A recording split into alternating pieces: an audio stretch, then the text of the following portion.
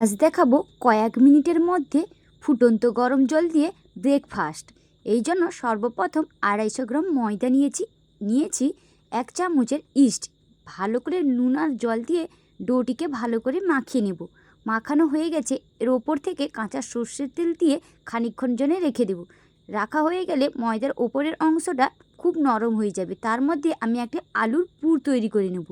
পুর তৈরি করা হয়ে গেছে, আগে থেকে মাখিয়ে রাখা ময়দাগুলি ডো কেটে আমি হাতের সাহায্যে একটা শেপ তৈরি করে নেব। হাতের সাহায্যে শেপটি তৈরি হয়ে গেলে আগে থেকে মাখিয়ে রাখা আলুর পুরটি দিয়ে ময়দার ওপর থেকে ময়দার মুখটিকে ভালো করে আমি মুড়ে নেব।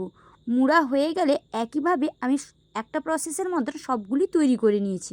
তৈরি করা হয়ে গেলে একটা বেলুনের সাহায্যে হালকাভাবে এদিক ওদিক করে হালকা পরিমাণে বেলে নেব।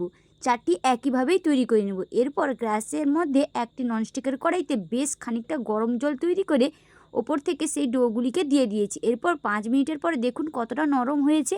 প্রত্যেকটি একইভাবেই তৈরি করে নিয়েছি। এরপর ননস্টিকের কড়াইতে আবার একটু সামান্য সর্ষের তেল দিয়ে ডোগুলিকে দিয়ে ভেজে নিলেই রেডি হয়ে যাবে এক সুন্দর সুস্বাদের ব্রেকফাস্ট। এরপর তৈরি হয়ে গেল।